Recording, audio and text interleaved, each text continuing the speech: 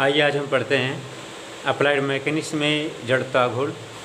इसके पहले मैं आपको बताया था जड़ता घूर्ण में पिछले वीडियो में आप भेजा था कि टी सेक्शन का मोमेंट ऑफ इनर्शिया कैसे निकालते हैं।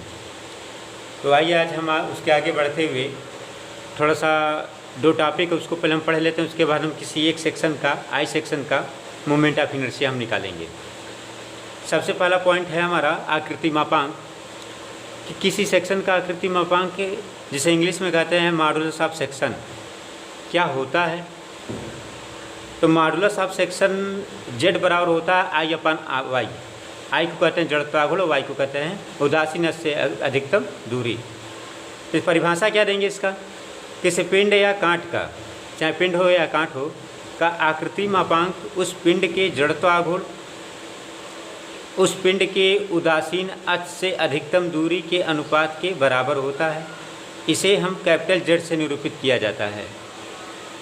अब देखिए इस फिगर में दिखाया गया है कि कोई आयताकार कांट है, तो इसका जो न्यूट्रल एक्सिस काम करेगा एक्स अक्ष वाला वह यह काम करेगा, और जो वाई अक्ष वाला काम करेगा वह यह काम करेगा वर्टिकल। तो जब हम उदासीन से मैक्सिमम दूरी लेंगे, अधिकतम दूरी की बात करेंगे, तो यहाँ से यह दूरी जो होता है यह अधिकतम होता है, या यहाँ से यह दूरी क्या होता है, अधिकतम होता है उस कांट की सतह तक। तो एक्स अक्ष पर आकृति मापांक अगर निकाला जाए तो फार्मूला होता है जेड एक्स एक्स बराबर आई एक्स एक्स अपन वाई, यानी कि एक्स अक्ष के परिता अगर निकालेंगे तो आई एक्स एक्स पे मोमेंट ऑफ इनर्शिया और एक्स अक्ष से अधिकतम दूरी यानी कि न्यूट्रल एक्सिस से अधिकतम दूरी सतह तक यहाँ तक लेंगे। अगर वाई एच पे निकाला जाए तो जेड वाई बराबर होगा आई वाई वाई अपन वाई, यानी कि यह दूरी अब हम यह लेंगे क्योंकि वाई एच पे निकाले हैं, यह आपका वर्टिकल अक्ष है। इसके बाद हमारा दूसरा टॉपिक है परिभ्रमण त्रिज्या। इसकी हम परिभाषा देंगे, किसी पिंड का परिभ्रमण त्रिज्या उस पिंड के जड़ता घूर्ण तथा उसके क्षेत्रफल के अनुपात के वर्गमूल के बराबर होता है। और हम कहते हैं आई बराबर ए के स्क्वायर, के बराबर निकालेंगे अंडर रूट आई अपन ए, जहाँ आई मोमेंट ऑफ इनर्शिया, ए पिंड का क्षेत्रफल है, कि क्या है आपका परिभ्रमण त्रिज्या। इसे हम न्यूनतम परिभ्रमण त्रिज्या भी कहते हैं। और जब यहाँ पे न्यूनतम परिभ्रमण त्रिज्या लिया जाता है तो यहाँ पे आई का मान मिनिमम लिया जाता है, न्यूनतम जड़ता घूर्ण लिया जाता है। तो यह दो टॉपिक आपका हो गया। अब आते हैं न्यूमेरिकल पर। एक आई सेक्शन लिए हैं, आई खंड लिए हैं, इस खंड के लिए हमें निकालना मोमेंट ऑफ इनर्शिया कितना होगा आई एक्स एक्स पर और आई वाई वाई पर। तो सबसे पहले हम आपको यह फिगर दिखा दें कि यह आपका कोई आई सेक्शन है, यह क्षैतिज भाग फ्लैंज है, यह क्षैतिज भाग फ्लैंज है, यह वर्टिकल भाग वेब है। अब इसकी मापें आप देख लीजिए कि जो फ्लैंज की जो चौड़ाई दिया है 40 सेंटीमीटर दिया है, मोटाई दिया है 2 सेंटीमीटर, वेब की मोटाई 2 सेंटीमीटर दिया है, और जो इसकी ऊंचाई दिया है वेब की केवल वर्टिकल भाग की 76 सेंटीमीटर है। इस फ्लैंज की माप इस फ्लैंज की माप के बराबर है, तो ये भी 40 होगा, मोटाई कितना होगा आपका 2 सेंटीमीटर होगा। अब यहाँ से हमें निकालना है आई खंड के लिए मोमेंट ऑफ इनर्शिया। तो उससे पहले हम इसका एक्स बार और वाई बार निकालेंगे, सेंटर ऑफ ग्रेविटी निकालेंगे, कितना सेंटर ऑफ ग्रेविटी होगा। तो सबसे पहले कांट के लिए देखिए 3 भागों में बांट दिए हैं। पहला कांट यह हो गया, दूसरा कांट वेब हो गया, और तीसरा कांट आपका फ्लैंज हो गया। तो एक पहला कांट फ्लैंज, दूसरा वेब और तीसरा आपका फ्लैंज हो गया। तो सबसे पहले हम पहले कांट के लिए आते हैं फ्लैंज के लिए। तो फ्लैंज का जो एरिया होगा यह 40 चौड़ाई है, मोटाई 2 है, तो 40 दूनी कितना होगा 80, तो 40 × 2 बराबर 80 सेंटीमीटर स्क्वायर। x1 निकालेंगे तो आपको बताया था कि x1 या x हमेशा y अक्ष से क्षैतिज दूरी ली जाती है। तो y अक्ष आपका यह है, यहाँ से अगर आप हॉरिजॉन्टल दूरी लेंगे पहले कांट के सेंटर तक, यह आपका x1 होगा, और x1 का मान बोल सकते हैं कि पूरा 40 है तो आधा कितना होगा आपका 20 सेंटीमीटर होगा, पूरे का आप आधा कर दीजिए। इसी प्रकार y1 निकालेंगे तो y1 जो होता है वह x अक्ष से वर्टिकल दूरी होता है, तो वर्टिकल आप दूरी लेंगे पहले कांट के सेंटर तक, तो आप x अक्ष से वर्टिकल दूरी इसके सेंटर तक यह y1 होगा। तो पूरी मोटाई 2 है और आधा कितना होगा आपका 1 सेंटीमीटर, तो यहाँ पे आपका दिखाया गया। इसी प्रकार a2 निकालेंगे तो वेब की जो ऊंचाई दी गई है 76 दी गई है, और मोटाई दी गई 2 सेंटीमीटर, तो 76 × 2 एरिया हो गया। x2 निकालेंगे तो y अक्ष से इसके सेंटर तक की दूरी लेंगे, तो यहाँ पे यह दिखाया गया आपका सेंटर तक दूरी लिया जाएगा, तो ये भी कितना होगा 20 होगा, 40 का आधा। y3 निकालेंगे, सॉरी y2 निकालेंगे। y2 अगर निकाला जाए तो हॉरिजॉन्टल यानी कि x अक्ष से दूसरे कांट के सेंटर तक की दूरी, यह आपका दूरी दिखाई गई है, तो हम वेब का अगर आधा करेंगे तो 76 है, तो आधा कितना हो जाएगा आपका 38, और 2 ऐड करेंगे नीचे तो कितना हो जाएगा आपका 40 सेंटीमीटर, यानी कि यह y2 का आपका 40 सेंटीमीटर हो जाएगा। अगला आपका A3 निकालेंगे, तो A3 होगा आपका 80 सेंटीमीटर स्क्वायर, क्योंकि यह चौड़ाई 40 है अब मोटाई 2 है, तो 40 दूनी 80। X3 निकालेंगे तो y से सेंटर तक की दूरी हो जाएगी 40 का आधा 20 सेंटीमीटर, और Y3 निकालेंगे तो यहाँ से लेकर के यहाँ तक की दूरी, तो सबसे पहले इसका आधा करेंगे, 2 है तो इसका आधा करेंगे, कितना होगा आपका 1 सेंटीमीटर, 1 सेंटीमीटर यह हो गया, और यहाँ से यहाँ तक की दूरी 76 दिया गया आपका, 76 और 1 77, और 2 यह हो गया 77 2 79। हमेशा जब किसी कांट के सेंटर तक निकालते हैं तो उसका पहले आधा करते हैं। तो जैसे ये Y3 निकालनी है तो पहले आप इसका आधा करिए, और आधा करने के बाद नीचे से पूरा जोड़ दीजिए। कहाँ से जोड़ेंगे आप? प्लेन से, चाहे एक्स अक्ष से चाहे वाई अक्ष से, जो आपका दिया गया हो। तो यहाँ से आपका Y3 79 सेंटीमीटर आ गया। अब x बार अगर निकाला जाए तो हम जानते हैं इसकी पिछले वाले वीडियो में आपको बताए थे कि x1 का मान, x2 का मान, x3 जब तीनों आपस में बराबर हो तो x बार भी उन्हीं के क्या होगा, बराबर होगा। तो यानी x बार भी आपका आएगा 20 सेंटीमीटर। तो यह हो गया वैल्यू आपका। अब y बार निकालेंगे तो फार्मूला आप लगा दीजिए, a1 y1 plus a2 y2 plus a3 y3, a1 plus a2 plus a3, y बार की वैल्यू आ जाएगी 40 सेंटीमीटर। वैल्यू पुटअप करेंगे। अब आते हैं मोमेंट ऑफ इनर्शिया पर। देखिए मोमेंट ऑफ इनर्शिया अगर हमें निकालना है तो पहले एक्स एक्स के परता निकालेंगे, तो उससे पहले आप कांट का सेंटर डिसाइड करेंगे, सेंटर कहाँ पे काम करेगा।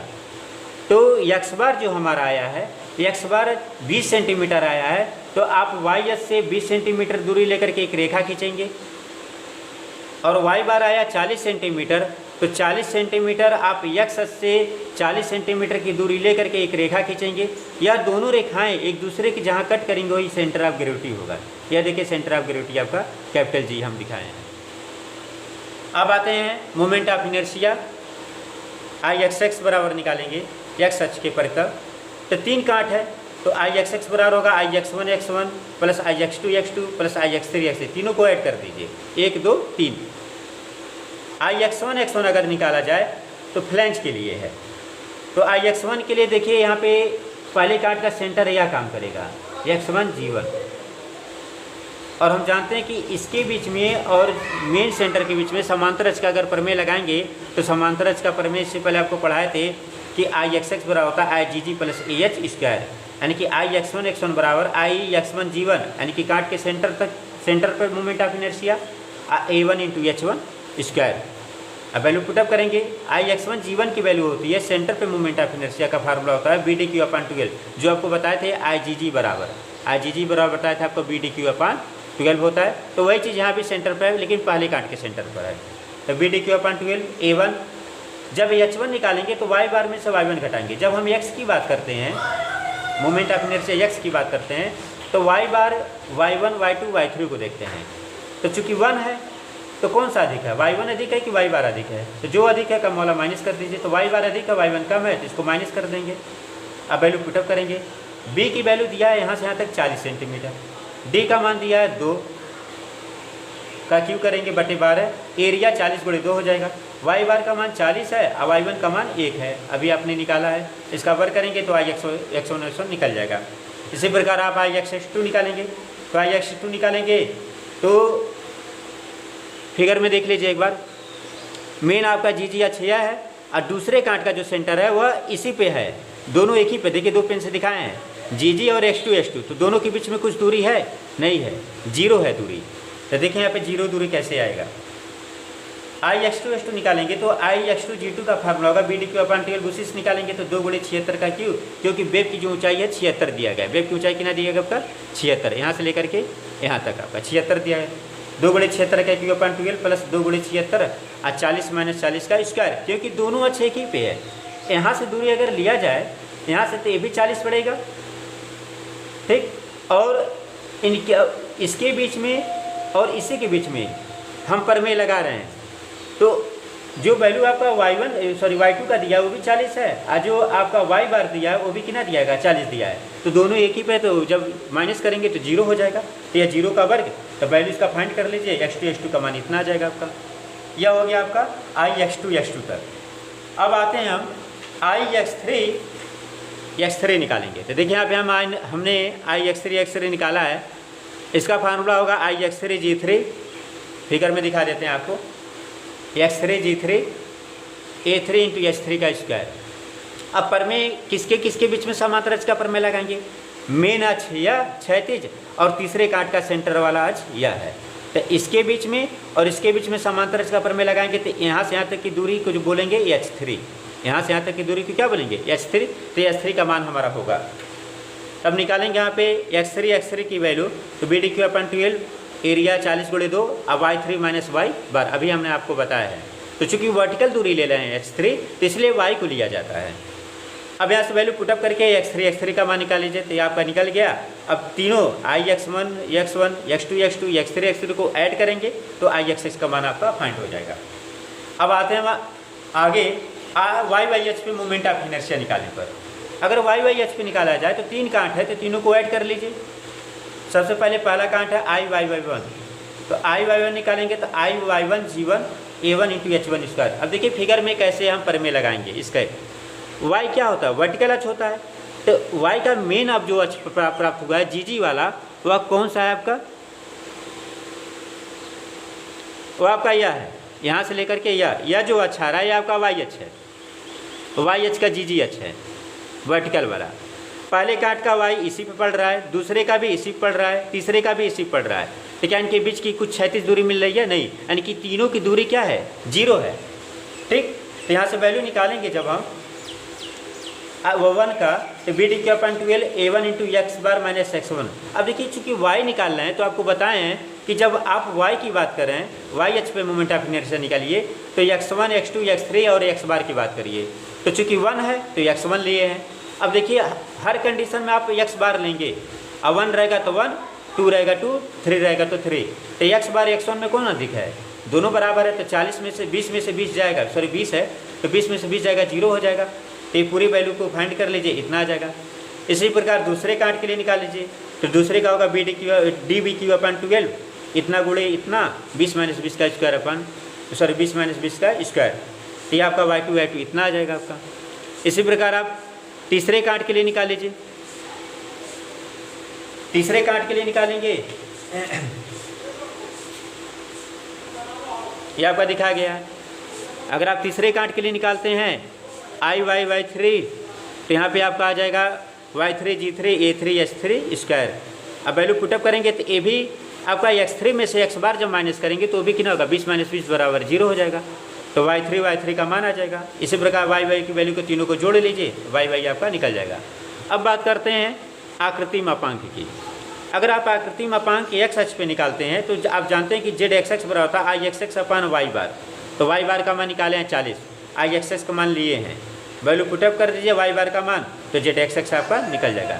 इसी प्रकार अगर YYH पे निकालते हैं आकृति मापांक मॉडुलस ऑफ सेक्शन, तो IYY/X बार और फिर आपका ZYY निकल जाएगा, वैल्यू पुटअप कर दीजिए।